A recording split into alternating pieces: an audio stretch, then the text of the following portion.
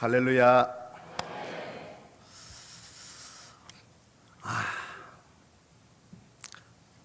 이 세상에 사람들이 많습니다. 그 많은 만남 중에서도 예수 믿고 구원받은 백성들을 이렇게 만나면 너무너무 좋아요. 가슴이 울렁울렁합니다. 기차를 타고 여행을 하다 보면은 십자가만 보여도 가슴이 뭉클하죠. 우리는 주 안에서 구원받은 하나님의 은혜를 입은 백성들이기에 아무리 이 세상이 혼탁해도 서로 얼굴과 얼굴을 보면서 이렇게 예배를 드릴 수 있다면 이게 얼마나 기쁜 것인지 몰라요. 아멘입니까? 사실은 너무 좋으면 착각을 할 수가 있어요. 어떤 목사님이 결혼 주례를 하다가 신부가 너무 예뻐서 반했답니다. 서약을 하는데 먼저 신랑 서약을 받고 그리고 신부에게 서약을 받으면서 이렇게 물었대요. 신부는 주례자를 사랑하는가? 정신없는 신부가 네 라고 대답하더라고요. 저는 평생 목회하면서 늘 좀 신기하기도 하고 이상한 것 하나 있어요. 공부는 해야 되는데 안 하는 놈이 있고 공부를 안 해도 되는데 하는 놈이 있어요. 신앙생활이 그런 것 아닌가? 은혜를 안 받아도 될 성도는 끊임없이 은혜를 사모하는데 저 교회는 은혜를 좀 받았으면 좋겠다 싶은데 은혜하고는 담을 쌓고 살아요.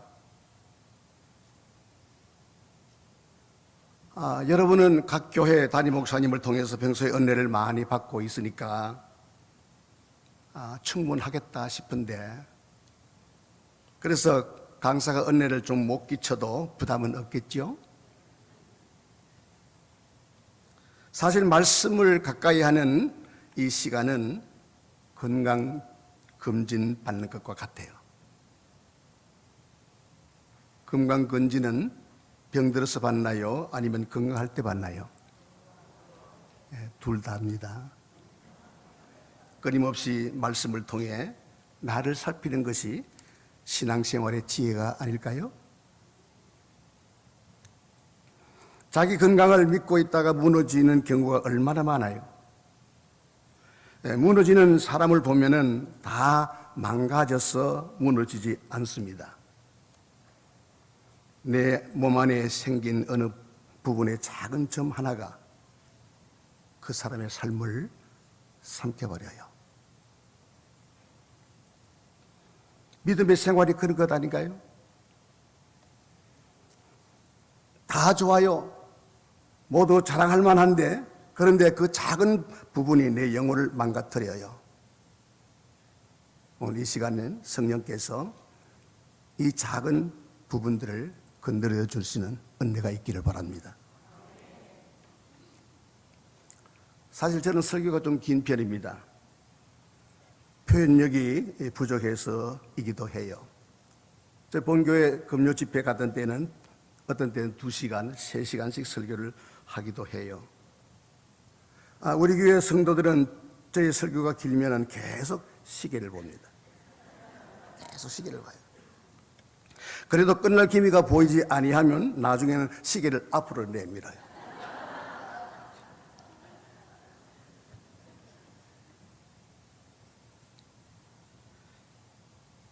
요즘 성도들은 참 웃깁니다.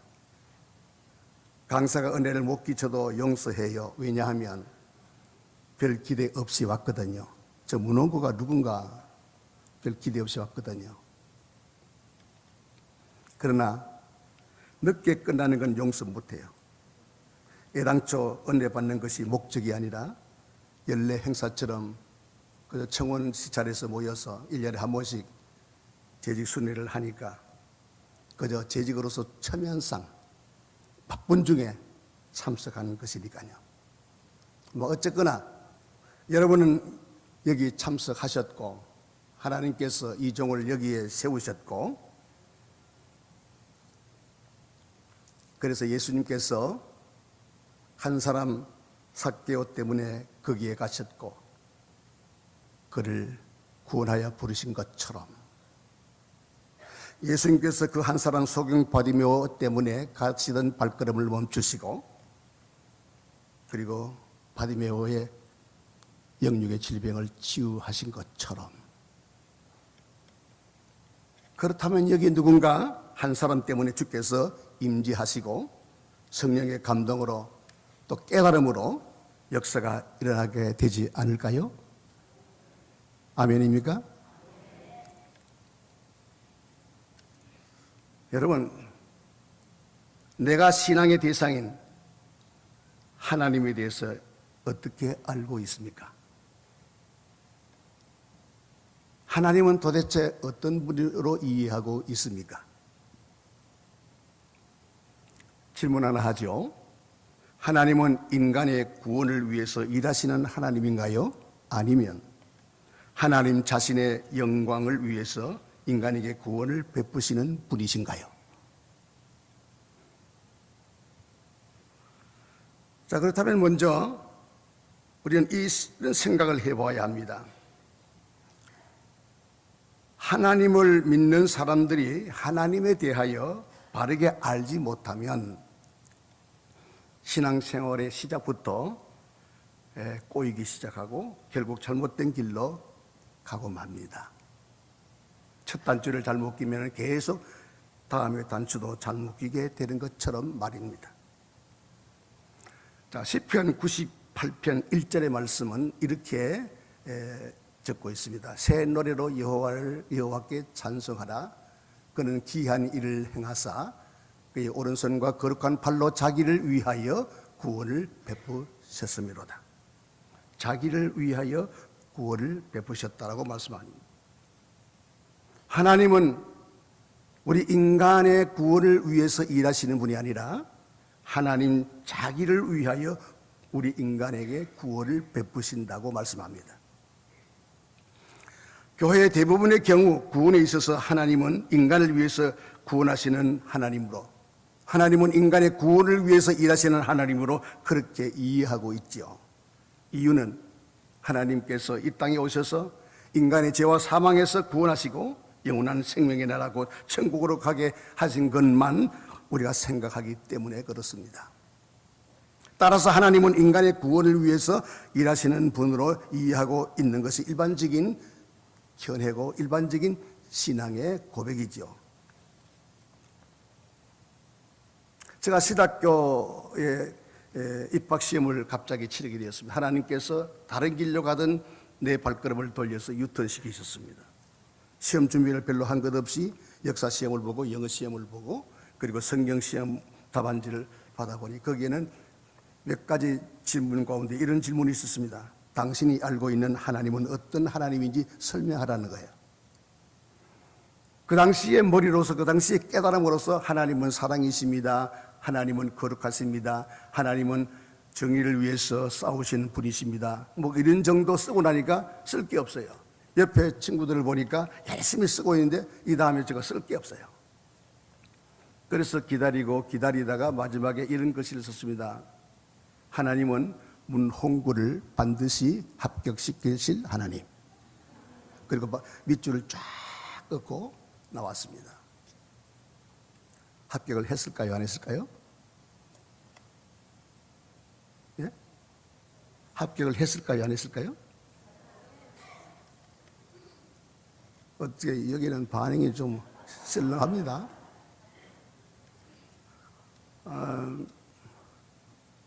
학교 다니면서 한참 만에 복도에서 고 문익한 목사님을 만났어요. 농담조로 그런 말 하더라고요. 야, 홍국은 네가 이렇게 학교에 다닐 수 있었던 것은 너 시험지 때문이야 그러더라고요. 뭐 그것 때문은 아니겠지만 이제 농담으로 그렇게 말씀하신 거겠죠. 하나님은 인간의 구원을 위해서 일하시는 분이 아닙니다. 하나님 자신의 영광을 위해서 또 찬양을 받기 위해서 택한 백성들을 구원하시는 그 일을 하시는 하나님이십니다. 만약 인간의 구원을 위해서 일하시는 하나님이시라면 우리는 에덴 동산의 모든 일들이 이해할 수가 없게 될 것입니다. 하나님은 처음부터 사탄의 존재를 멸하시든지 사탄의 존재를 완전히 없게 하시든지 그것이 마땅하지요. 설사 사탄이 존재한다 해도 그 유혹에 빠지지 않도록 우리 인간을 지키셔야만 합니다. 하지만 하나님은 인간의 선악과를 먹고 사망의 길로 가는 것을 방치하셨어요. 그러므로 다시 하나님은 우리 인간을 위해서 구원하시겠다고 만약에 그렇게 하신다면 그것은 모순이 아닐 수가 없는 것입니다. 이러한 의문에 대한 답은 하나님을 바로 알게 되었을 때 사실은 풀려지기 시작합니다. 에덴 동산에서 일어났던 사건들 그런 것들을 생각하면서 왜 하나님께서 선악과를 만들었냐, 왜 괜히 사탄을 존재를 두셨느냐, 그걸 이제 사실 신학적으로 이렇게 풀어가다 보면 사실은 묘한 답들이 나오죠. 그러나 하나님이 누구시냐라고 하는 것을 우리가 분명히 안다면 이런 부분들은 해결되는 것입니다. 하나님은 인간을 위해 일하시는 분이기보다는 하나님 자신을 위해서 일하시는 하나님이십니다. 성경을 좀 더 세밀하게 들여다보면 창세기 1장 1절에 태초에 하나님께서 천지를 창조하신, 천지 창조 이전부터 하나님은 창조에 대한 계획이 있었던 거죠. 골로새 1장 16절 말씀 같이 한번 읽어볼까요? 읽으십시다. 시작. 만물이 그에게서 창조되되 하늘과 땅에서 보이는 것들과 혹은 왕권들과 주권들이나 통치자들이나 권세들이나 만물이 다 그로 말미암았고 그를 위하여 창조되었다고 말씀합니다. 만물을 창조하신 하나님의 뜻은 하나님 자신을 위해서 창조하였다고 말씀합니다. 사도 바울은 에베소 1장 3절에서 6절의 말씀의 내용을 보면 창세전에 그리스도 안에서 우리를 택하여 흠이 없게 하시고 하나님의 기쁘신 뜻 안에서 우리를 예정하여 자기의 자녀들을 되게 하셨다. 그 의도는 예수 그리스도 안에서 거저 주시는 은혜의 영광을 찬송하게 하렸고, 우리를 태초에 하나님께서 창조 이전에 하나님의 계획이 계셨고 그 계획에 따라서 천지가 창조되었고, 하나님은 그 예정과 계획 속에서 예수 그리스도 안에서 우리를 부르시고 선택하시고 흠없는 의로운 자로 만들어서 하나님의 거룩한 백성 되게 하시고 천국의 소망을 갖고 살게 하셨다는 것입니다. 이 하나님의 이 계획 안에서 보면 하나님의 사랑은 무슨 고통과 어려움이 있는 인간을 도와주거나 풍요로운 삶을 살게 하는 그런 육적인 것이 아님을 알 수 있어요.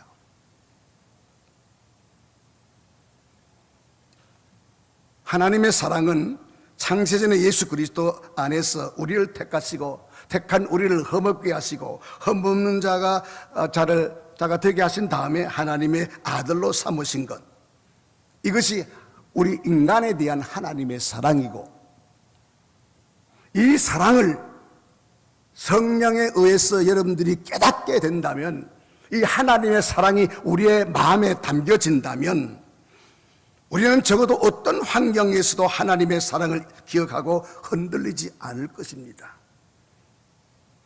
어떤 고난과 역경을 만날지라도 결코 하나님을 등지지 아니할 겁니다.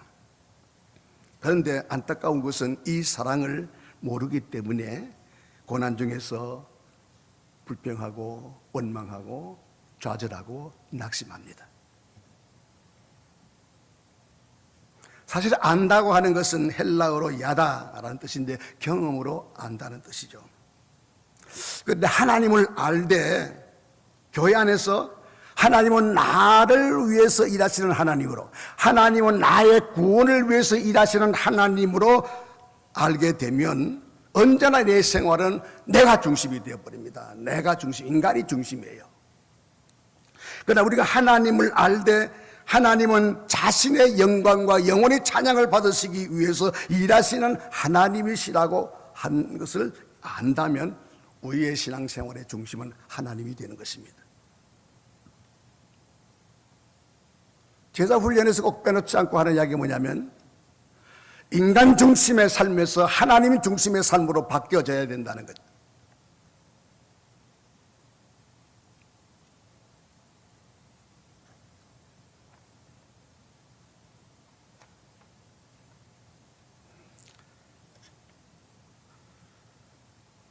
오늘 이 시대를 보면요, 정말 가짜가 많습니다. 짝퉁이 너무너무 많아요. 교회 안에도 짝퉁이 너무 많습니다. 신앙 가운데도 뭐 그런 척하는 그런 가짜가 너무너무 많아요. 구원받은 척, 은혜를 받은 척, 기도하는 척, 충성하는 척합니다. 예수님도 마지막 추수 때에 양과 염소를 가라지와 알곡을 추려내시겠다고 말씀하셨어요. 여러분은 영의 사람입니까? 아니면 육의 사람입니까? 여러분은 하나님께 속한 분이십니까? 세상에 속한 사람입니까?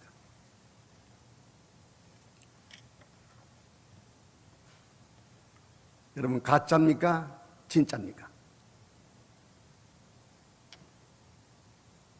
바울 목사님이 오신다는 소리를 듣고 에베소 교회는 흥분하기 시작했습니다. 바울 목사님이 오신다면 무엇을 드실까? 우리에게 무슨 칭찬을 하실까? 목사님은 무슨 말씀을 해 주실까? 에베소 교회는 많은 준비와 기도를 하고 있었을 것입니다. 에베소 교회는 그 당시 최고의 건물을 자랑하는 교회였거든요. 아볼로 목사님이 사역하던 교회, 복음에 대한 분명한 교회, 자랑거리를 잔뜩 갖고 사도 바울 목사님을 기다렸는데, 바울 목사님이 오셔서 제일 먼저 물으신 질문은 교회를 어떻게 건축했니? 돈은 얼마나 들었니? 교회는 어떤 프로그램들이 진행되고 있니? 이게 아니라 너희가 믿을 때 성령을 받았느냐? 이 질문은 너희가 가짜냐 진짜냐라고 하는 것을 묻는 질문입니다. 이 질문을 했을 때 에베소 교회를 충격의 도가니로 빠뜨렸죠. 너희가 믿을 때 성령을 받았느냐, 이 기본적인 질문 앞에 에베소 교회가 그만 밑바닥이 드러나고 말았습니다. 참 그리스도인이냐 아니냐라고 묻고 있는 거예요. 저는 목회를 시작할 때 좀 늦게 시작했습니다마는 정말 하나님을 인격적으로 만나고 싶었습니다. 물론 그 전에 신앙 고백이 없었던 건 아니에요. 교회에서 봉사하지 않았던 건 아니에요. 기도도 했어요. 전도도 했어요. 찬양도 했어요. 그럼에도 불구하고 목회를 시작하기 전에 정말 하나님과 인격적인 만남을 갖기를 원했습니다. 그래서 장기 금식으로 오래오래 기도하는 가운데 성령의 영적인 체험들을 좀 했습니다. 사실은 저희 목회 과정이 이것이 저희 목회의 목마름이었고 저희 목회의 갈망이기도 했습니다. 사실은 이것은 성경적 요구이기도 하지만 우리 주님의 요구이기도 합니다. 무슨 신비한 방언이나 입신이나 환상 그런 걸 제가 논하려고 하는 것이 아니라 정말 목회하면서 성령의 임재를 경험하면서 기도 가운데서도 성령의 임재를, 예배 가운데서도 성령의 임재를, 나의 삶 속에서도 성령의 임재를 예민하게 경험하면서 그렇게 목회하고 그렇게 살고 싶었던 거죠.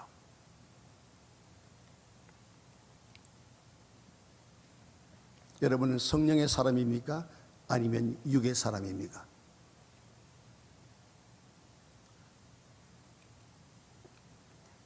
천주교나 불교를 포함한 이 땅의 모든 종교와 우리 기독교는 하늘과 땅 차이로 다른 점이 있습니다. 이 땅의 종교들은 그들이 아무리 신비감을 조성하고 아무리 겉모습으로 다듬는다 할지라도 결국은 사람을 만족시키는 종교요, 육을 만족시키는 종교입니다. 하나님을 이야기하기도 하지만 결국은 사람입니다. 그러나 기독교는 영혼을 만족시키는 신앙의 공동체입니다. 죄송한 표현입니다마는 기독교의 타락은 목사의 윤리적인 접근은 아닙니다. 물질을 좋아하고 문제를 일으키는 도덕적인 것으로 생각하면 안 됩니다.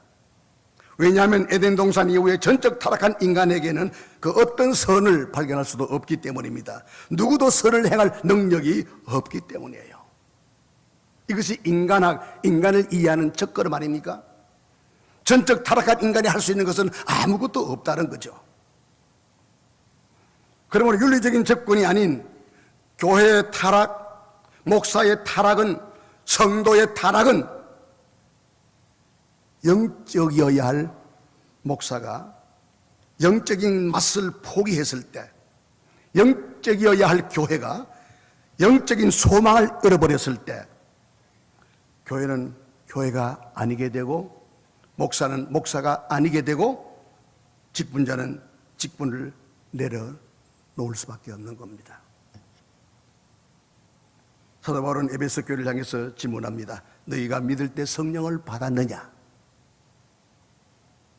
이 분명한 질문은 마치 에덴 동산에서 하나님께서 너희가 선악과를 먹는 날에는 반드시 죽는다, 반드시 죽어, 이런 근엄한 선언과 같습니다. 단호한 선언과 같은 선언입니다.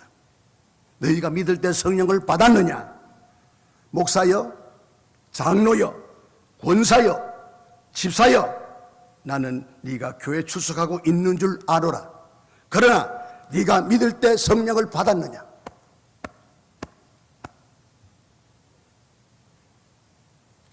너는 얼마나 착하냐? 너는 얼마나 선한 일을 행했느냐가 아니라 성령을 받았느냐라고 묻고 있는 것입니다.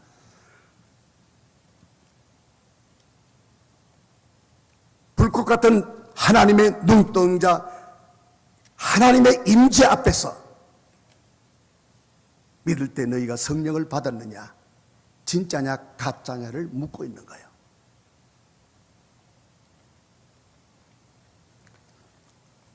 참 신기한 것이 있어요.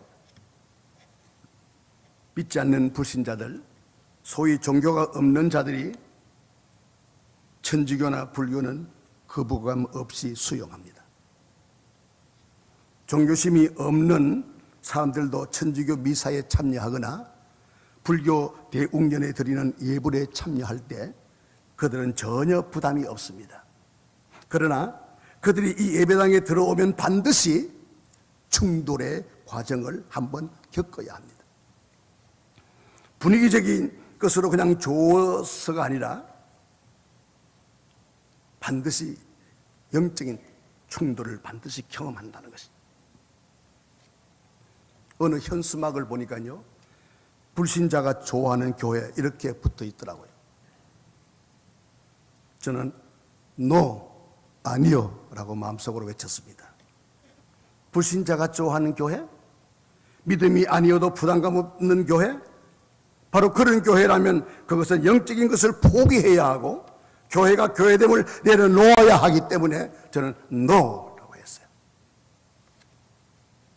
영화나 드라마 속에서 천주교가 미사 드리는 장면이나 불교에서 예불 드리는 장면이 나오면은 불신자들은 거부감 없이 받습니다. 아, 그래, 참 좋다. 다른 경건을 느껴요. 그러나 천국의 춤을 노래하듯이 춤을 추고 열심히 손뼉치면서 찬양하는 모습을 영화나 드라마에서 본다면 그 장면을 거부감이 없이 봤나요? 저 미친 것들이 또 모여서 또 무슨 짓을 하고 있구나, 이런 반응을 보이죠. 영과 육이 충돌합니다. 영은 육을 품지만은 육은 영을 품어내지를 못합니다. 산을 오르다 보면은 큰 나무나 바위 밑에서 손을 비비며 비는 분들이 있어요. 삼신할매여, 삼신할매여, 우리 며느리에게 아이 점 하나 찍어주소. 그러면 기도하죠. 도대체 무슨 문제를 갖고 저렇게 비는지 사정없이 빌고 있습니다. 그런데 불신자가 등산을 가다가 바위 밑에서 빌고 있는 이 광경을 보면 여러분, 어리석다고 그럴까요? 아니면 뭔가 간절한 종교심을 볼까요? 종교심입니다. 그러나 그 나무 밑에서 기도 한번 해볼까요? 주여, 주여, 주여, 믿습니다. 오, 할렐루야, 주여, 믿습니다. 그러면 안 믿는 사람이 우리의 정성을 봐요? 저 미친놈 또 하나 있네? 그렇게 봐요. 절대로 소화 못 시킵니다. 기독교는 영적인 데 가치가 있어요. 한국 교회의 지금의 아픔은 교회가 작아서도 아닙니다. 사람이 없어서도 아니에요. 돈이 없어서도 아닙니다. 갈수록 영적인 맛을 상실하고 있는 데 있는 것입니다. 목사로부터 모든 교회 직분자들, 성도에 이르기까지 모두 안타깝게도 척하는 그런 척의 올무에 벗어나지 못하고 있는 것입니다. 성령 받은 척, 구원 받은 것처럼 은혜 받은 척 하면서 신앙을 그냥 유지해 나가는 것입니다. 영적인 자리에 세상 것들로 채우려고 하는 것입니다. 참과 거짓을 가려내는 성령을 받았느냐라고 하는 이 질문 앞에 에베소 교회의 잘못된 신앙의 밑바닥을 드러내고 말았던 것처럼 오늘 여러분들도 이런 신앙의 자리에 껍질을 벗어버리고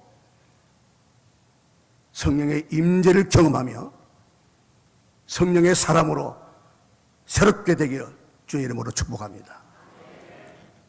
믿음과 성령은 따로 노는 것이 아니에요.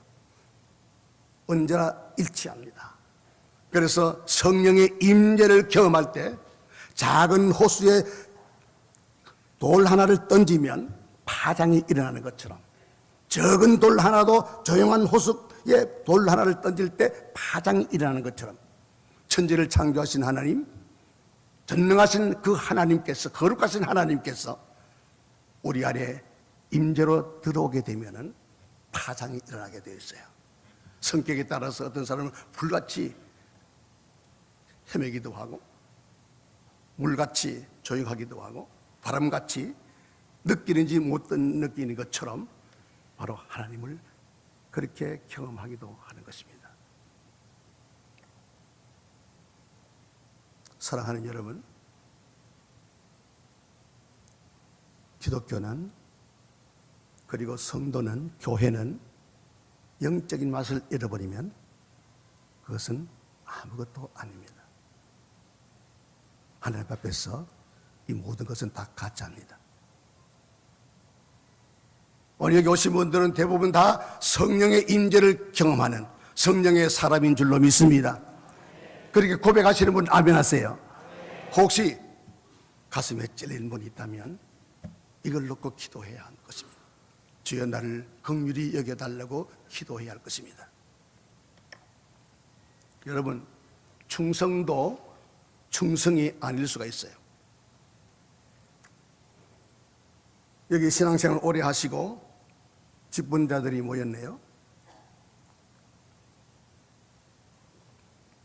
누가복음 15장에 보면 한 아버지 두 아들의 이야기가 나오는데 소위 탕자 비유가 나옵니다.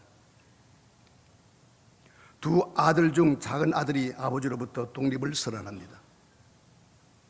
아버지는 돈을 주어 아들이 원하는 대로 세상으로 내보냈지만 아들은 하고픈 거 다 하다가 가진 거 다 탕진합니다. 결국은 거지가 되고 나중에는 돼지가 먹는 지엄 열매로 허기진 배를 채우면서 겹친 데 덧징으로 흉년까지 오게 되니까 아버지가 없이는 안 되겠구나.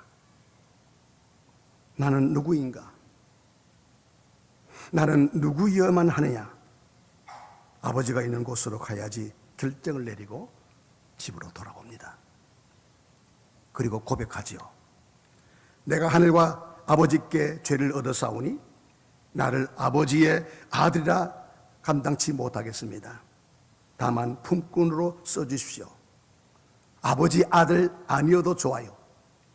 아버지와 함께만 있다면 저를 집에 있게 해 주세요.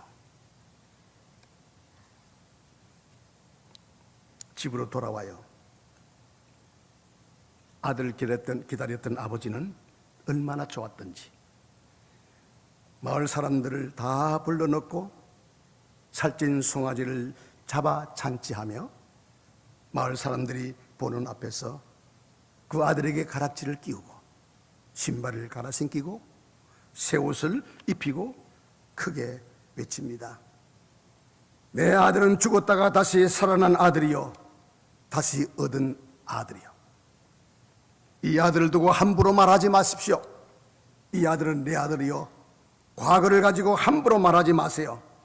그러면서 아들을 축복합니다. 상대적으로 큰 아들이 있어요. 자, 여기 보세요. 큰 아들은 한 번도 집을 나간 적이 없어요.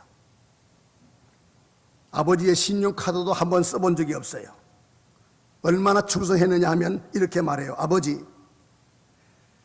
내가 여러 해를 아버지의 명을 어긴 적이 없습니다. 아버지 앞에 당당하게 말해요. 혹시 여기 장로님들, 권사님들, 그리고 교사와 여러 재직분들, 하나님과 목사님 앞에서 이렇게 말할 수가 있나요? 언제 내가 목사님 마음을 나쁘게 한 적이 있었나요? 그런데 탕자 비유에서 우리가 충격받는 일이 하나 있습니다. 충격.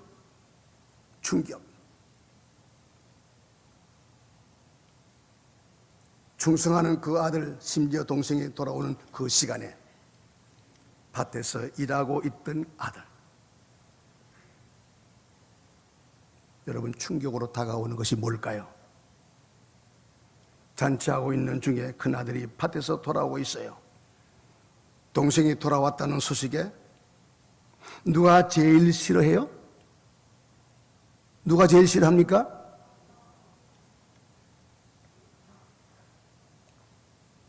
누가 그러더래요. 살찐 송아지가 제일 싫어했다고. 왜 날 잡아먹느냐고. 탕자 비유에서 가장 큰 충격이 뭡니까? 초대받지 못한 큰 아들입니다. 여러분, 무섭지 않습니까? 두렵지 않습니까? 상대적으로 동생이 돌아오고 그로 인해서 잔치를 하려면 먼저 큰 아들을 불러요. 그런데 아버지는 마을 사람들을 불러 잔치를 하는데 정작 큰 아들은 그 잔치 자리에 없어요. 왜요? 그 아버지는 보통 아버지가 아닙니다. 초대받지 못한 아들, 내가 충성했는데 왜 초대받지 못했을까요? 이 본문에 나타나는 아버지는 중심을 헤아리시는 아버지이시기 때문입니다. 내가 직분자로서 명을 어긴 적이 없거늘, 교회를 섬기면서 내가 목사님의 명을 어긴 적이 없거늘, 열애 동안 아무 말 없이 그저 순종하며 섬겼거늘. 그런데 여러분, 이 대목에서 천국 잔치 자리에 내가 없을 수가 있구나, 가슴을 치게 돼요. 천국 하면 놀라울 일이 두 가지 생긴다고 그러죠. 꼭 천국에 올 사람이었는데 가버리 안 보이더라는 거죠. 천국에 못 올 사람처럼 알았는데 와보니 그분이 천국에 있더라는 거죠. 여러분의 충성이 아닐 수가 있습니다. 자기를 위한 충성, 자기 의의를 드러내기 위한 충성, 자랑하기 위한 충성, 보여주기 위한 충성, 형식적이고 습관적인 충성. 사람은 속이고 목사는 속일 수 있을지 몰라도 하나님은 못 속여요. 저는 우리 성도들에게 이야기합니다. 예배 드릴 때만큼은 절대로 핸드폰 가지고 오지 마라. 예배 드리면서도 온갖 걸 다 해요. 마실 거 다 마시고, 커피 마실 거 다 마시고, 저 뒤에서 홀짝홀짝 마셔도 목사를 속일 수 있을지는 몰라도 하나님을 속일 수가 없어요. 하나님은 우리의 속을 다 헤아리시는 것입니다.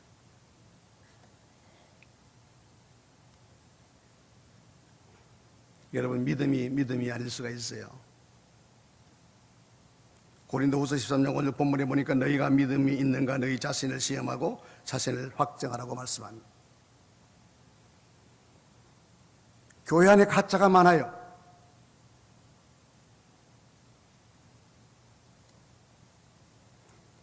저도 꼭 묻고 싶은 질문이 있어요. 여러분, 믿음이 있습니까? 왜 대답을 못했지요? 여러분, 믿음이 있습니까?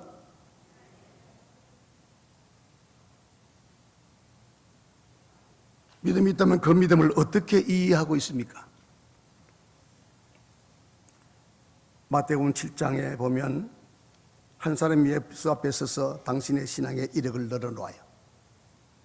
주의 이름으로 선지자 노릇하고 주의 이름으로 귀신을 쫓고 주의 이름으로 권능을 행하였다고. 우리도 많은 신앙의 이력을 늘어놓지요. 장로였다고, 어느 교회 권사였다고, 그 교회 어떤 자리에서 많이 섬기고 봉사하였다고. 그런데 주님은 단호하게 말씀합니다. 나는 너를 모른다. 불법을 행한 자들아 내게서 떠나라. 무섭지 않습니까? 이 사람이 주님 앞에서 늘어놓은 이력이 거짓일까요? 아니요. 어쩌면 그 이력으로 사람들 앞에서 자기 자신을 소개했던 방식이었을 것입니다. 그 이력으로 칭찬도 받았을 것입니다. 아, 그러세요? 당신 대단한 분이시군요. 그런데 주님 앞에서는 밑바닥이 드러난 것입니다. 사실 우리 신세계 교회 용인에 있습니다. 우리 교회를 감싸고 뒤에 ICT 밸리가 이렇게 들어옵니다. 기공식을 할 때 저도 초대를 받아서 기공식에 참여를 했습니다. 그 자리에 영화배우 노주현이가 참석을 했어요. 저는 평소에 한 번도 본 적이 없지만은 영화나 드라마를 통해서 보았기 때문에 반가워서 다가갔습니다. 그런데 그 노주현 씨는 저를 알아보지를 못해요. 어색해하고 있고 있어요. 마치 옆에 있던 용인 시장이 저를 소개했습니다. 신세계교회 원로 목사님이시라고 소개하면서 인사를 나누게 되었습니다.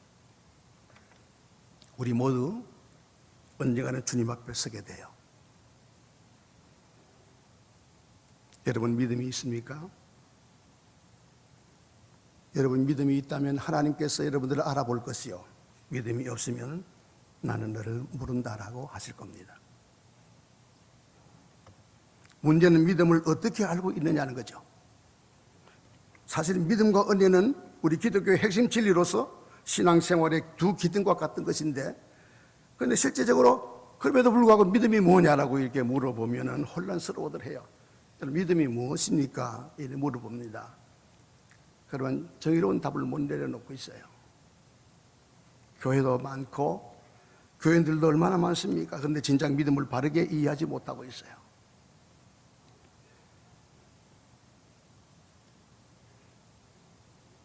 믿음 중에는 세상 종교들이 갖고 있는 믿음은 스스로 만들어내는 믿음입니다. 세상 종교들이 그들이 믿는 믿음은 이 믿음을 복의 수단으로 여겨요. 그래서 복받기 위해서는 남과 다른 차별을 들려고 합니다. 남다른 열정과 남다른 열심과 남다른 정성을 보이려고 합니다. 그래서 남다른 그런 열정과 정성을 보이면 자기가 믿는 신이 기뻐할 것이고, 정성을 보고 감동받아서 남이 받지 않는 복을 나에게 줄 것이라고 생각합니다. 그래서 자기가 원하는 것을 얻기 위해서, 남다른 복을 받기 위해서 더 정성을 기울이고 더 열심으로 기도하지요. 그러면 내가 믿는 신이 감동받아서 소원을 들어줄 것이다. 이것이 세상 종교의 본질입니다. 교회 안에 많은 분들이 자신의 믿음을 스스로 평가하려고 합니다. 예수를 구원자로 인정해 주었으니 나에게 구원에 대해서는 문제가 없다라고 생각합니다. 그리고 매주 출석하고 예배 드림으로써 자기가 갖고 있는 그 믿음을 증거로 찾으려고 하는 것입니다. 열심히 봉사하고 남다른 그런 11조, 주일 성수, 남다른 선교, 남다른 봉사, 섬김, 이런 것들에 대해서 더 열심을 내면서 내가 가지고 있는 믿음이 진짜 믿음임을 찾아보려고 하는 것입니다. 그래서 내가 열심히 11조도 하고 주일도 성수하고 선교에도 참여하고 그리고 많은 선한 일을 했으니까 주께서 복을 주실 것이라고 그렇게 여기는 것입니다. 그러나 이 모습은 믿음에 대해서 완전히 아는 게 아니고 조금밖에 모르는 것입니다. 확실히 알고 있는 것이 아니에요. 그리고 기독교의 믿음일 수도 없는 것이고요.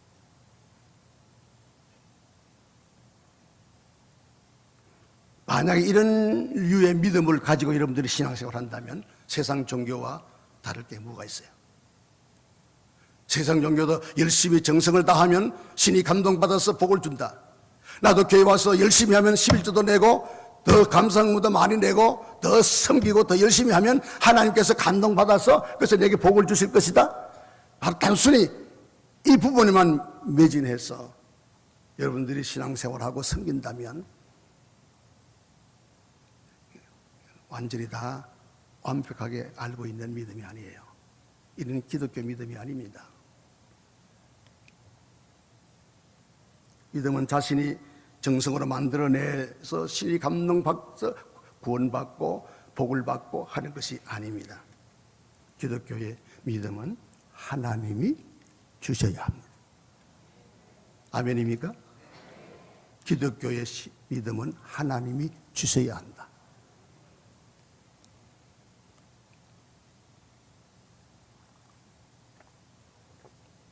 세상 종교는 자신의 열정과 정성으로 믿음을 만들어가는 것이 특징이라면, 그러나 기독교는 종교가 아니에요. 열심과 정성을 다하면 하나님이 감동하셔서 나의 소원을 들어주시는 그런 류의 하나님은 아닙니다. 에베소 2장 8절에서 그래서 이렇게 기록하고 있어요. 너희가 그 은혜에 의하여 믿음으로 말미암아 구원을 받았으니 이것은 너희에게서 난 것이 아니요 하나님의 선물이라. 믿음은 하나님이 주시는 겁니다. 인간의 구원의 문제는 하나님께 있다는 거예요. 세상 종교는 자신들의 열심과 정성을 기울이면 신이 감동해서 복을 주신다고 생각하기에 남다른 열심으로 정성을 쏟지만, 그래서 스스로 믿음을 만들어내어서 복을 받지만, 기독교의 믿음은 하나님이 주셔야 합니다. 하나님께서 비천한 나에게까지, 보잘것없는 나에게까지 믿음의 선물을 주셨을 때, 은혜로 믿음을 주셨을 때 우리는 이 믿음을 받을 수가 있는 줄로 믿습니다. 그런데 하나님께서 인간에게 믿음을 주시는 이유가 있어요. 왜? 조금 전에도 말씀드린 것처럼 우리 인간은 전적 타락한 인간이에요. 에덴 동산 이후에 다 죄를 범한 죄값으로 사망과 죽음의 그늘에서 헤어날 수 없는 전적 타락한 인간이에요. 그러므로 인간 스스로 구원을 이룰 수가 없기 때문에 하나님께서 믿음을 주셔야만 합니다. 마가복음 10장 24절에서 27절의 말씀에 보면 우리가 잘 아는 부자의 비유가 나오죠. 부자가 한 날에 들어가기가 약대가 바늘 귀로 나가는 것보다도 더 어렵다. 자, 여러분 숫자적인 개념으로 한번 생각해 보세요. 하늘나라에 들어가기가, 부자가 하늘나라에 들어가기가 약타가 작은 바늘귀로 들어가기 것이 더 쉽다. 이 말씀은 인간 스스로는 구원이 불가능함을 말씀하는 거예요. 여기서 말하는 부자의 개념은 물질의 많고 물질의 양, 이게 아니라 타락한 인간의 본성을 상징적으로 표현한 겁니다. 부자의 특징은 뭘까요? 전적 타락한 인간의 특징은 어떤 것입니까? 자신의 재물을 귀하게 여기고 재물을 자신의 힘으로 삼고 재물을 철저히 의지하는 거죠. 타락한 인간의 특성, 여기에서 누구도 자유로울 수가 없습니다. 타락한 인간은 스스로 구원이 불가능합니다. 하나님께서 믿음을 주셔야 하는 것입니다. 그래야 구원이 가능한 것입니다. 이 말씀을 듣던 제자들이 놀라서 말하기를, 그러면 누가 구원을 받을 수가 있겠습니까? 라고 했을 때 예수님께서 뭐라고 말씀하십니까? 사람으로서는 할 수 없으나 하나님으로서는 할 수 있느니라. 믿음은 사람의 노력으로 생산해내는 것이 아니라 인간의 구원의 문제로서의 믿음은 하나님의 소관이고, 하나님의 믿음을 주시는 것이, 하나님의 믿음을 은혜로 우리에게 주실 때 우리는 믿을 수 있고 그 믿음으로 우리는 구원을 받을 수가 있는 줄로 믿습니다. 이것을 가르쳐서 성경은 전적인 은혜라고 그랬어요. 여러분, 이 전적인 은혜를 받은 분들은 아멘 하십시다. 참된 신앙생활은 성령께서 이 은혜를 깨닫게 하실 때부터인데, 바로 성령으로 하여금 이 은혜를 깨닫게 되는 순간부터 참된 신앙생활이 시작이 되는 거예요. 저희 아버지 이야기를 잠깐 해야 되겠는데요. 저희 할아버님은 경상북도 고령군에서 3대 갑부에 속했습니다. 굉장히 부자셨습니다. 아버지가 3형제시고 고모가 7이셨습니다. 거기다가 작은 집에서 또 3 아들을 낳았으니까 이거는 그냥 숫자적으로 굉장히 많습니다. 당시 다 그랬습니다만 불교 아니면 6.25 집안이 있죠. 그런데 어느 날 부혜리 선교사라고, 미국 선교사입니다마는 캐나다 밴쿠버에서 출발해서 한국으로 건너왔습니다. 그리고 경상북도 고령 쪽으로 이렇게 복음을 전하는 그런 사역을 감당하셨습니다.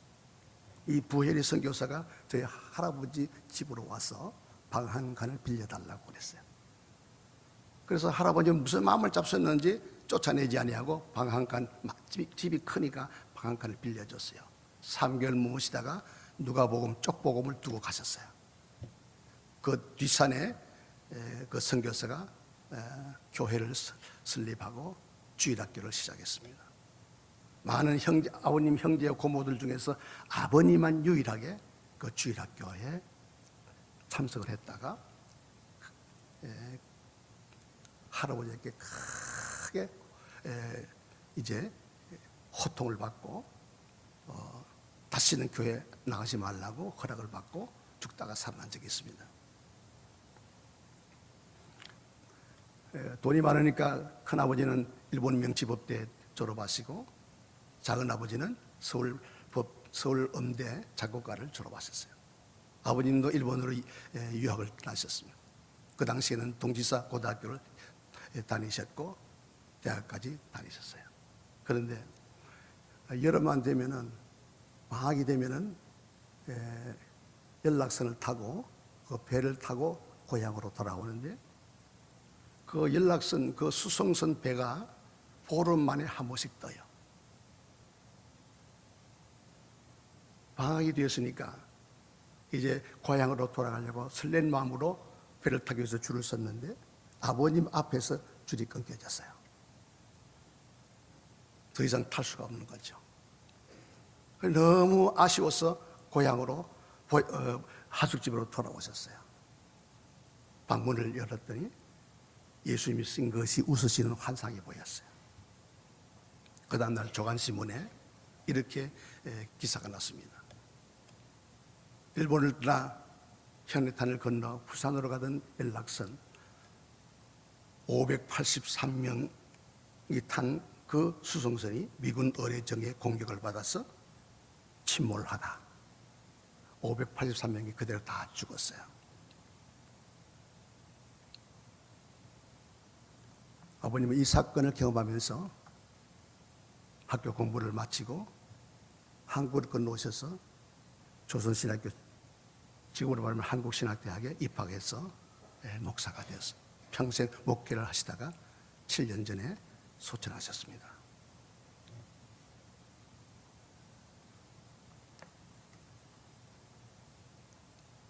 하나님께서 창세전부터 계획하시고 예정하신 자를 부르시고 부르신 자를 선택해서 그를 흠없게 하시고 비추는 나에게 하나님의 자녀의 권세를 주시고 믿음의 선물을 주셔서 천국 갈 수 있는 믿음, 이것이 아버님께만 아니라 오늘 여러분들에게도 바로 이런 믿음의 은혜를 받은 줄로 믿습니다. 바로 이 믿음은 이게 믿음이 있느냐 없느냐, 이 둘 중에 하나입니다. 믿음이 있느냐라고 하는 이 질문 앞에 너에게 하나님의 생명이 있느냐, 하나님이 주신 믿음이 있느냐 없느냐, 즉 하나님의 생명이 너에게 있냐 없냐라고 하는 것을 묻는 거예요.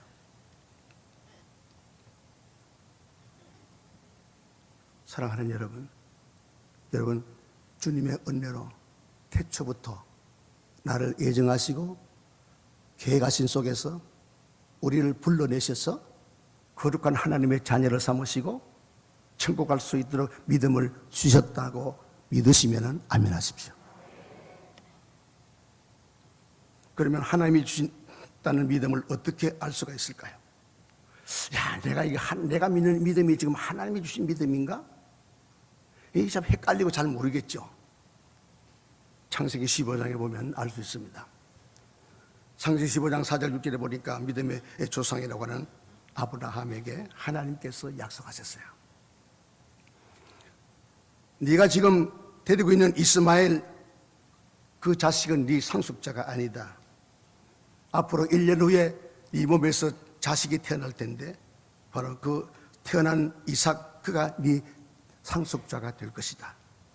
그러면서 밖으로 데리고 나가셔서 하늘을 보게 하시고 무뼈를 보게 하시고 아브라함에게 약속했습니다. 네 후손이 이와 같이 창대하고 이와 같이 많게 되리라고 하나님께서 아브라함에게 약속하셨어요. 당시 아브라함은 99세인데 어떻게 자식을 낳으며 1년 후에 나는 그 자식을 통해서 하늘의 별처럼 후손이 창대하게 되리라고 하는 하나님의 이 약속, 사실은 믿을 수가 없는 거죠. 믿을 수가 없는 거죠. 그러나 아브라함은 하나님의 약속을 믿었다고 했습니다. 그래서 하나님은 그 아브라함의 믿음을 보시고 의로 여기셔서, 즉 아브라함의 믿음을 인정하셨다라고 말씀합니다. 여러분, 하나님이 주신 믿음의 특징은 무엇인지 아십니까? 약속의 말씀이 믿어진다는 거예요. 이 성경의 모든 말씀이 하나님이 주신 믿음을 받는 순간부터 성령으로 하여금 우리에게 지혜를 주시고 깨닫게 해주셔서 우리에게 베풀어 주신 그 은혜가 무엇인지를 성령을 통해서 우리로 하여금 바로 깨닫게 하심으로 인하여 하나님의 말씀이 들려지기 시작하는 것입니다. 저는 우리 교회 성도들보다 이런 소리 많이 들어요. 목사님, 처음에는 뭐가 뭔지도 몰랐습니다. 교회 와서 기도도 모르고 찬송도 모르고 하나님 무엇인지 모르지만 설교를 듣던 중에 어느 날 하나님의 말씀이 들려지기 시작하네요. 그것이 그 순간에 하나님 주신 믿음으로 성령의 임재 가운데 그가 거듭난 사건을 고백하는 거예요. 여러분들도 어느 날 갑자기 하나님의 복음의 말씀이 내 귀에 들려지기 시작하면, 그것이 거부하지 아니하고 합당하게 받아들이기 시작하면 하나님이 여러분들에게 믿음을 주신 것인 줄로 믿습니다. 한번 물어보죠. 구약의 선자들을 통해서 주님은 시대마다 구원자를 메시아를 보내주겠다고 약속하셨고, 그 약속대로 2000년 전에 예수 그리스도가 이 땅에 태어나셨습니다. 이 약속 믿으십니까? 예수님이 오셔서 우리의 죄를 위해서 십자가에 죽으셔서 3일 만에 부활하시고 성천하시면서 말씀하셨어요. 약속하셨어요. 나와 똑같은 예수의 영 보혜사 성령을 보내주겠다고 약속하셨는데 그 약속대로 성령이 임하셨음을 믿습니까? 주님 또 하나 약속하셨어요. 세상 끝날에 내가 내 백성을 데리러 다시 재림에 오겠다고 약속하신 것도 여러분 믿으십니까? 진짜 믿어지십니까? 그러면 하나님이 여러분들에게 믿음을 주신 것인 줄로 믿습니다.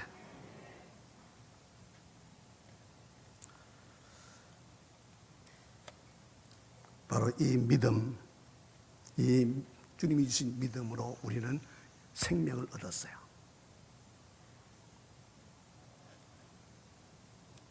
그 두 번째, 하나님이 주신 믿음 외에 더하여 이 믿음을 믿음되게 하는 은사적 믿음이 있습니다.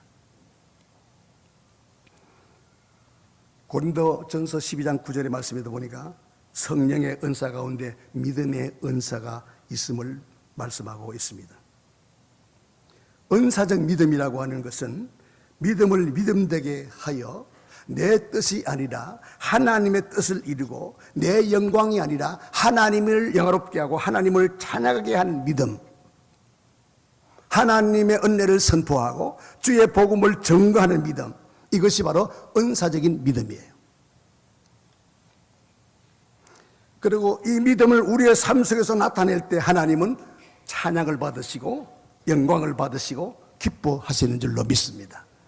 자, 다시 돌아가서 하나님께서 천지를 창조하시기 전에, 창세 전에 하나님은 어떤 계획이 계셨습니다. 이렇게 창조해야 되겠다고 하는 계획이 계셨습니다. 그 창조 계획 속에 하나님은 하나님의 백성들을 예정하시고 믿음을 줄 자를 예정하시고 그 예정 계획 속에 하나님께서 부르셨고 부름받은 자들에게 흠없이 하시고 거룩하게 하시고 하나님의 자녀되게 하시고 생명의 말씀을, 생명의 믿음을 주셔서 하나님 나라에 갈 수 있게 해 주신 것입니다. 그러면 왜 이렇게 하나님께서 우리 인간의 구원을 위해서 일하시는 하나님이 아니라 하나님 자신의 영광을 위해서 우리 인간을 예정하신 대로 부르셔서 그 인간들을 통해서 구원받은 백성들을 통해서 찬양과 영광 받으신다라고 했을 때 우리 하나님 주신 이 믿음 가지고 이 믿음을 믿음되게 할 때, 은사적인 믿음으로 활용할 때 나아가서 복음을 전하고 그리고 하나님의 이 놀라운 은혜를 증거하고 하나님의 뜻을 이루고 하나님을 찬양하고 우리의 삶 속에서 하나님께 감사할 때 그런 일들을 통해서 하나님은 영광을 받으시는 줄로 믿습니다.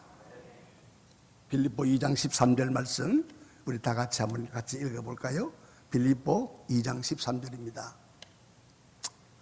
예, 화면에 안 나오는데 너희 안에서 행하시는 이는 하나님이시니 자기의 기쁘신 뜻을 위하여 너희에게 소원을 두고 행하게 하시나니. 아멘입니까? 자 보세요. 너희 안에 행하시는 이는 하나님이시니 성령이시니 그 말. 자기의 기쁘신 뜻을 하나님의 기쁘신 뜻을 위하여 너희에게 소원을 두고 행하게 하시나니. 다시 말하면 믿음으로 구원받은 성도에게는 행할 수 있는 힘을 주신다는 거예요. 믿는 자의 안에서 성령의 하나님이 행하신다는 것입니다. 내가 행하는 것 같지만은 내 안에 계신 성령님이 나를 사용하셔서 하나님의 자신의 뜻을 이루도록 우리들에게 힘을 주시고 감동을 주시고 은혜를 주시고 내 안에 성령님께서 나를 도구로 삼아 하나님의 깊으신 뜻을 이루게 하시는 줄로 믿습니다. 그러므로 믿는 자 안에서 성령의 하나님이 행하시는 거예요. 기독교 2000년의 역사라고 이야기합니다. 사실 이거는 인류의 역사지만은 그 배후에 하나님의 역사죠. 이 교회가 100년 됐습니까? 얼핏 보면 사람들에 의해서 섬겨오고 땅을 사고 건물을 지었고 많은 사람들에 의해서 진행되어 가는 것지만 그러나 하나님께서 우리를 사용하셔서 여기까지 오게 하신 하나님의 역사인 줄로 믿습니다. 여러분의 인생도 마찬가지. 여러분이 살아온 것 같지만 여러분이 산 것이 아니라 여러분 안에 있는 성령님으로 하여금 내 세상적인 뜻을 내려놓고 그 자리에 하나님의 뜻을 심어 내가 원하는 삶을 사는 것이 아니라 내 기쁨이 아니라 하나님의 기쁨이 되는 것을 찾아 그 기쁜 뜻을 하나님은 나를 통해서 행하게 하셨으니 내 인생을 돌아보니까 모두가 다 하나님의 역사, 예수 그리스도의 발걸음의 흔적인 줄로 믿으시기 바랍니다. 구원받은 믿음, 처음부터 하나님이 예정하셔서 구원하신 구원받은 자의 믿음은 겨자씨의 믿음이라고 하는 거예요. 이 겨자씨의 믿음을 사용하여 능력 있게 믿음으로 선포할 때, 이 믿음을 사용할 때 역사가 나타나는 것입니다. 중요한 것은 믿음은 있지만 믿음을 사용하지 않으면, 이 믿음을 표현하지 않으면 마음속에만 믿음이지 이 믿음은 능력으로 결코 나타날 수가 없다는 거예요. 그러므로 은사적인 믿음의 기준은 크고 작다입니다. 하나님께서 예정하신 대로 부르신 믿음은 이것은 겨자씨의 믿음입니다. 이거는 진짜냐 가짜냐라고 하는 믿음의 기준이지만 그러나 은사적인 믿음은 바로 크고 적은 것이 기준이에요.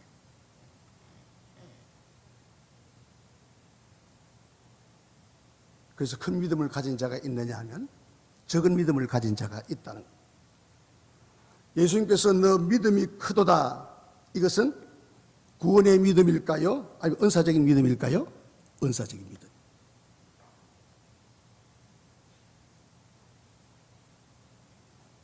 주님 말씀하셨습니다. 내가 너에게 준 겨자씨의 믿음을 사용하면 산을 옮겨 바다에도 떨어질 수 있다고 말씀하십니다. 예수님께서 말씀하셨어요. 이스라엘 중에 이만한 믿음을 만나지 못하였다. 이 말씀도 은사적인 믿음입니다.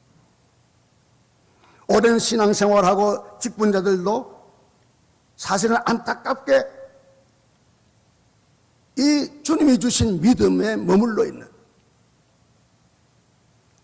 이 믿음을 표현하지 않아서 늘 새로운 어떤 변화, 새로운 어떤 하나님의 역사의 경험을 전혀 갖지 못하는 참 안타까운 부분들이 있습니다.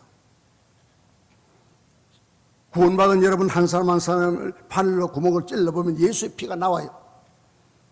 그런데 그 예수의 피가 삶 속에서 능력으로 나타나지를 않습니다. 축복이 축복이 되고 은혜가 은혜가 되는 그릇이 없어요. 믿음의 능력이 상실돼 버렸어요. 누구 한 사람 나를 미워해도 그까지 극복하지 못해요. 작은 인생의 과정의 어려움이 와도 흔들려요. 바로 이 실존에 대한 이 의심을 지우지를 못해요.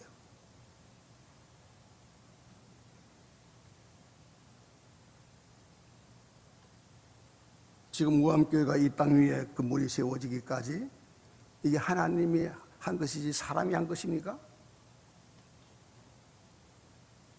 여러분의 삶은 어때요? 바늘로 찔렸는데 예수의 피 한 방울이 나올 정도로 구원의 피는 있지만 안타깝게도 은사적인 믿음이 없는 경우가 많아요. 늘 울타리 안에서 계산해요. 계산하다가 한 발짝도 앞으로 나가지 못하고 내가 받은 구원의 복을 받아요. 그런데 그 후에 주님께서 주시는 복을 받지 못해요. 내 속에 예수의 피, 예수의 생명은 있어요. 근데 이것을 전혀 선포하고 사용하지 않아요. 그 내 삶 속에 그대로 능력이 나타나지 않으니까 그냥 여러분 진짜 은혜는 내가 원하는 것을 받는 것이 아니라 주님이 주시고자 하는 은혜를 받는 것이 진짜 은혜입니다. 진짜 응답은 내가 원하는 것을 받는 게 아니라 주님이 주시고자 하는 것을 받는 것이 응답인 줄로 믿으시기 바랍니다. 그럼 주님이 주시고자 하는 그 은혜를 어떻게 받나요? 교회가 어떤 일을 하려고 할 때 선교 일을 하든지 건축을 하든지 땅을 사든지 사실 돈이 없어요. 하나님은 그때 믿음을 보셔요. 그리고 감동을 주세요. 그 감동에 따라서 행할 때 선교 일도 하게 되고 교회 안에서 계획된 일도 하게 되고 때로는 땅도 살 수 있고 건물도 교회 예배당도 지을 수가 있는 것입니다. 사실 우리 교회 개척하고 22년 만에 제가 은퇴를 했습니다. 은퇴한 지 3년 됐습니다. 저도 7학년이 훨씬 넘었어요. 당시에는 아무것도 가진 것이 없었습니다. 하나님께서 저에게 주신 첫 번째 비전은 교인 700명 세우지 말고 성도 70명만 세워라. 성도 70명보다는 제자 70명을 세우라고 그런 비전을 주셨어요. 그래서 사람을 길러내는 그런 비전을 주셨어요. 그래서 22년 목회하고 은퇴하고 돌아보니 별로 한 것은 없지만은 그동안 84명의 제자들을 세웠습니다. 장로님들을 포함해서 안수집사, 권사님들까지를 포함해서 84명의 제자를 세웠어요. 저는 제자 훈련할 때 매년 정기적으로 하지 않았습니다. 하나님이 감동 주실 때 세웠습니다. 세울 때마다 12명 세우지 않았습니다. 7명 세울 때도 있고 8명 세울 때도 있고 때로는 5명까지 세울 때도 있었습니다. 그리고 어떤 제자 훈련의 프로그램도 똑같지 않았어요. 저는 예수님처럼 생활 속에서 정말 신앙의 훈련을 시켰고 그런 것뿐인데 많은 제자들이 훈련받고 변화되는 모습을 보았어요. 우리 교회 제자들은 일당백이에요. 예수의 피는 있는데 전혀 능력을 나타내지 못하는 일반 성도 때 일당백 그렇게 열심으로 기쁨으로 섬겨해 줄 수가 없어요. 이렇게 되기까지 우리가 가진 것은 아무것도 없어요. 그때마다 하나님께서 누구를 통해서 감동을 주셔요. 그 감동받은 자가 그 감동대로 행했더니 땅도 사게 되고 건물도 짓게 되고 이만큼 크지는 않지만 우리 교회는 시문에 날 만큼 예쁜 교회를 지었어요.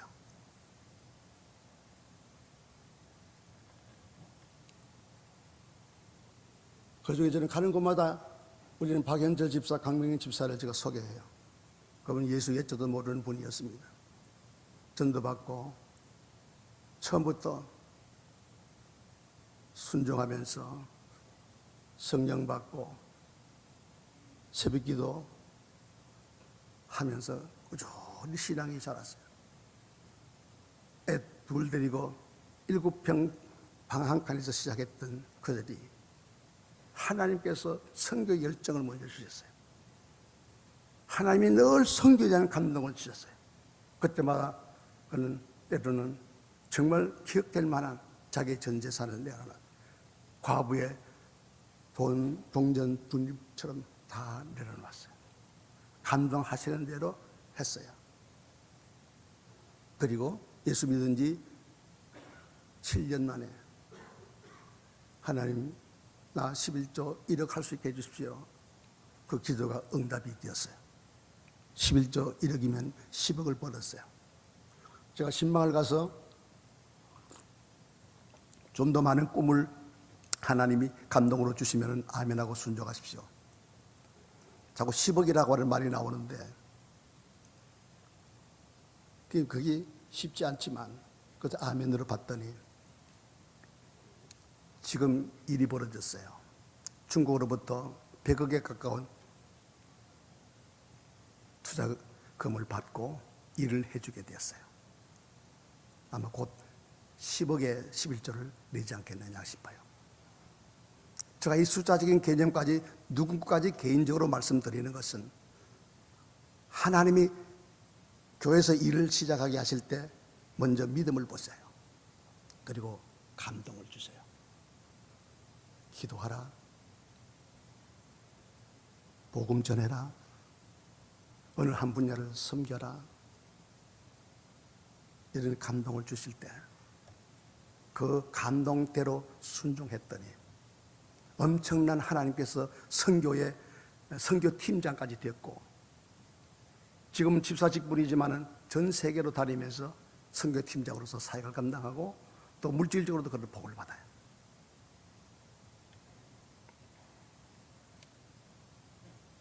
여러분, 로마서 10장 17절에 보면 그러므로 믿음은 들음에서 나며 들음은 그리스도의 말씀으로 말미암는다라고 말씀합니다. 그래서 들음이라고 하는 이 말씀 속에는 헬라어에는 명사가 아니고 동사예요. 다시 말하면 하나님이 주신 이 믿음을 진열장에 집어넣지 말고 하나님이 어떤 감동을 주시면 그 감동에 따라서 은사적인 믿음으로 행할 때 능력이 나타난다는 그런 의미에서 들음이에요.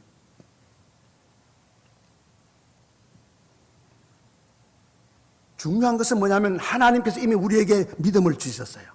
겨자씨와 같은 믿음을 가지고 우리가 은사적인 믿음으로 감동 주실 때 행하면 하나님께서 우리의 삶을 책임지실 뿐만 아니라 우리를 통해서 더 큰 하나님의 기쁘신 뜻을 이루도록 필요하면 물질도, 필요하다면 환경도, 필요하다면 다른 여러 가지 복된 것도 우리에게 허락해 주신다는 말씀입니다. 이 들음이라고 하는 것은 단순히 듣는다는 말이 아니에요. 이 속에는 순종하고 해간다고 하는 뜻이 포함되어 있는 것입니다. 그래서 이 말씀을 듣고 감동 주시면 삶 속에서 나가서 용서할 수 없었던 자들을 용서하고 사랑할 수 없던 자들을 사랑하고 순종을 통해서 그 믿음이 자라난다는 것입니다. 여러분, 민수기 32장에 보니까 출애굽 세대 중에서 20세 이상으로는 하나님의 약속의 땅에 들어간 자가 아무도 없었다고 그랬어요. 이유는 아무도 주를 온전히 순종하여 따르지 않았기 때문이라고 말씀하고 있어요. 그러나 예분네의 아들 갈렙과 눈의 아들 여호수아만큼은 가나안 약속의 땅에 들어갔습니다. 왜? 그들은 여호와를 온전히 따랐기 때문에, 순종했기 때문입니다.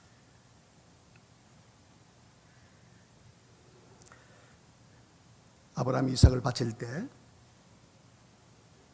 이삭의 나이가 아마 17세에서 25세 사이가 되지 않을까 싶어요. 이미 청년으로 다 자랐어요. 그러니까 아브라함의 나이는 벌써 120여 년 세가 되었을 거예요. 늙은 아브라함이 장성한 아들을 묶을 때 설명하고 묶었나요? 칼로 찌를 때 설명하고 찔렀나요? 그냥 찔렀어요. 자, 그러면 좋아요. 아브라함은 하나님의 음성으로 들었죠. 내 아들을 바치라. 그런데 이삭은 설명을 들은 일도 없어요. 하나님의 음성을 듣지도 못했어요. 그런데 순종했어요. 모리아 산에서 칼로 찌를 때 아버지 왜 이러세요? 얼마든지 밀쳐낼 수 있습니다. 그런데 설명도 듣지 못했고 하나님의 음성을 듣지 못했지만 이런 상황 속에서 이삭은 순종함으로 주님을 감동시켜요. 아브라함은 자식을 하나님께 믿음으로 드렸지만 이삭은 순종으로 자신을 드렸어요. 그래서 믿음과 순종은 하나입니다.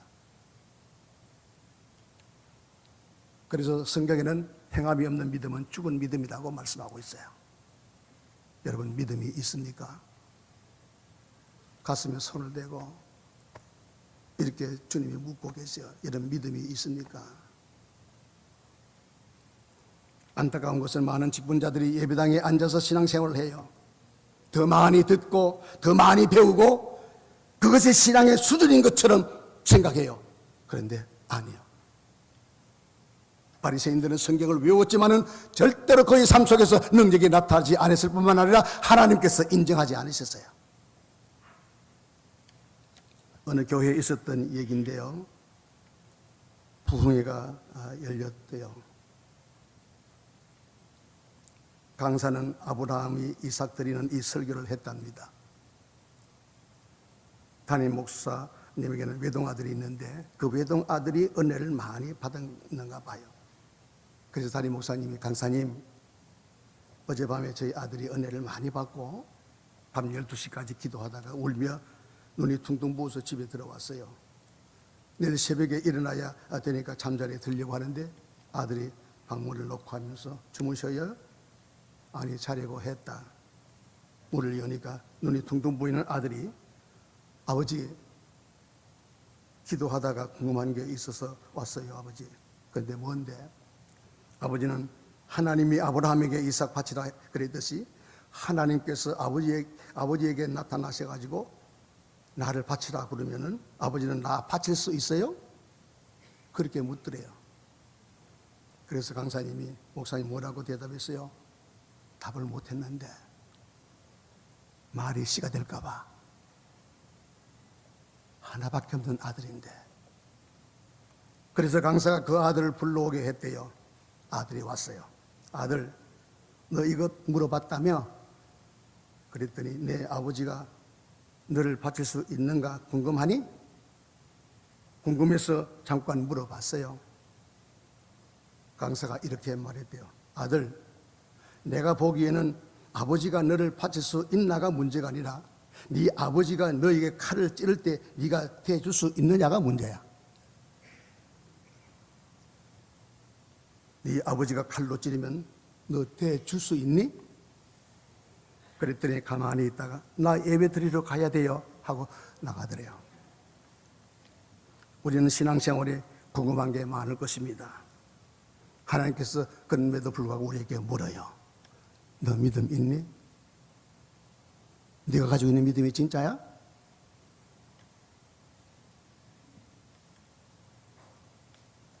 그 믿음 속에는 바로 순종하고 있느냐라고 하는 것을 묻고 계십니다. 네가 기도해라 감동 주시지만은 그러나 주님은 절대로 시간을 정해주지 않아요. 그 시간은 내가 정하는 거예요. 여러분, 성경을 쭉 읽고 말씀을 들으면서 진짜 복받는 사람이 누굴까요?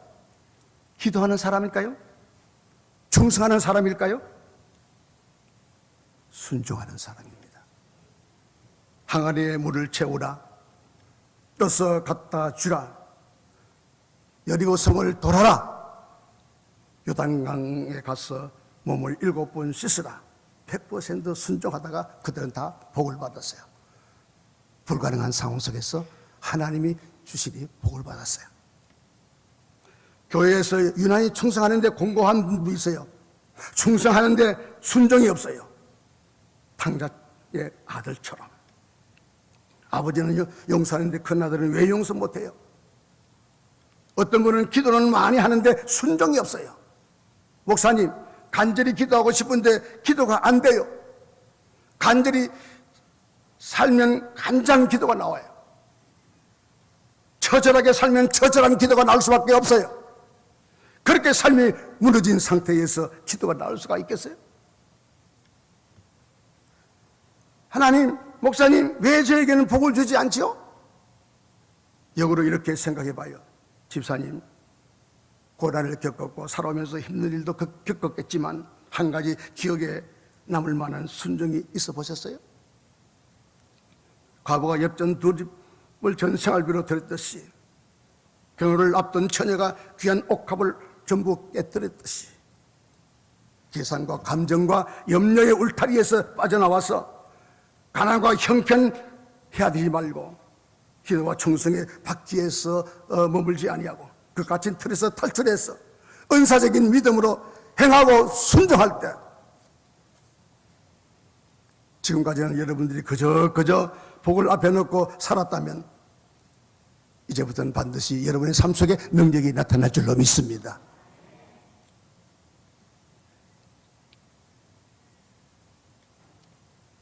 어떻게 하면 신앙생활을 잘할 수 있을까요?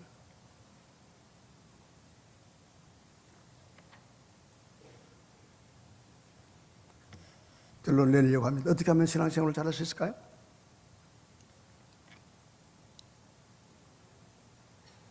어느 교회 얘기입니다.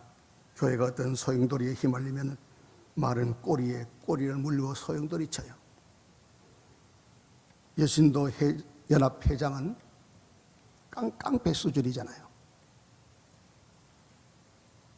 그 교회 여신도가 10개가 넘는데 거기 총연합회 회장이 얼마나 힘이 세겠어요. 그 총연합회 회장이 예배를 마치고 나오다가 어떤 권사님한테 들은 거야. 아무개 여전도사님이 이만했다는 거 들었어? 그러니까 순간 꼭지가 돌아서 뭐야 인연이? 다음 예배를 위해 정리를 하고 있던 여전도사에게 이름을 부르더니 몇몇 성도들이 보는 앞에서 뺨을 후려쳤습니다. 이 전도사님이 그때 와르르 무너졌어요. 눈물을 흘리며 이 충격에서 헤어나지를 못했습니다. 이 전도사는 여기저기 다니면서 내가 왜 맞아야 되는데, 억울하게 내가 나만 왜 당해야 되는데 하소연하다가 결국은 담임 목사님을 찾아갔습니다. 담임 목사님, 주의를 하다 보면은 별일 다 겪는 거지. 오히려 이번을 통해서 좋은 계기가 되었으면 좋겠다. 전도사님 힘내세요. 하나님이 전도사님 편이잖아요. 위로하고 기도하고 보냈어요. 한 주가 지났습니다. 이 여전도사님은 그래도 석이 차지 않아서 원로 목사님을 찾아갔어요. 목사님 앞에 무릎을 딱 꿇고 울면서 목사님, 아무개 여전도의 총회장님 아시죠? 그래 알지. 목사님 내가 뺨 맞았단 말이에요. 그러면서 뺨 맞았다는 것을 보여주면서 막 웁니다. 얼마나 이 얘기를 잘했겠어요. 그동안에 얘기를 많이 하고 다녔으니 노하우도 생겼을 것이고, 한 대 맞은 것을 10대 맞은 것처럼 보여주면서 이 사람 저 사람에게 다니면서 노하우가 생겼으니 어느 대목에 가서는 울어야 하고 어느 대목에 가서는 큰 소리 쳐야 하고 얼마나 말 잘했겠어요. 그래서 목사님 앞에서 헉헉 울고 있는데 원로 목사님이 얘기를 쭉 듣더니 딱 첫 번째 이런 질문을 해요. 너 예수 안 믿는구나. 너 가짜지. 너 같은 게 전도사야? 뺨 한 대 맞고 온 동네 사람 내 편 만들고 그것도 부족해서 나까지 네 편 만들려고 왔어? 네 가짜지. 너 멸류관 놓친 줄 알아. 네 평생 너에게 누가 뺨을 더 때려줄 수가 있겠니? 너 예수 안 믿는 거지? 너 가짜지? 너 늘 이렇게 노래했지? 부름받아 나서님이 몸 어디든지 가오리라. 그 노래는 불렀지? 너 가짜 아니야? 이 전도사님이 뺨 맞을 때보다도 더 큰 충격을 받았어요. 한참 후에 목사님이 나 어떻게 해요? 원로 목사님 앞에서 가슴을 치면서 회복하는 역사가 일어났대요. 여러분, 성경에 나오는 위대한 하나님의 사람들의 한결같은 특징은 그 다음을 믿는 사람들이었습니다. 한번 따라하십시다. 그 다음을 믿는 사람들이었습니다. 제가 질문하면 여러분들은 그 다음을 믿었기에 이렇게 답하시기 바랍니다. 스데반이 돌에 맞아 죽어가면서도 그 얼굴에 천사의 얼굴을 가질 수 있었던 것은, 다니엘이 사자굴 앞에서도 담대할 수 있었던 것은, 누군가가 내 오른밤을 때리면 왼밤도 돌려댈 수 있는 이유는, 여러분 그 다음을 믿는다면 아멘입니까?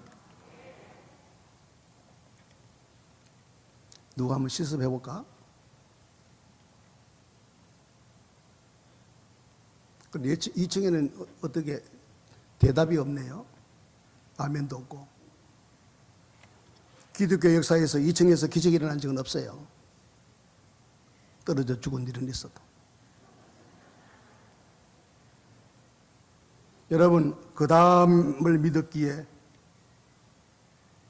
하나님은 그 다음을 계획하시고 우리에게 감동을 주시고, 때로는 기도의 감동을, 때로는 용서의 감동을, 때로는 헌신의 감동을, 때로는 인내의 감동을 주시는 것입니다. 사랑하는 여러분, 결론을 내리기를 원합니다.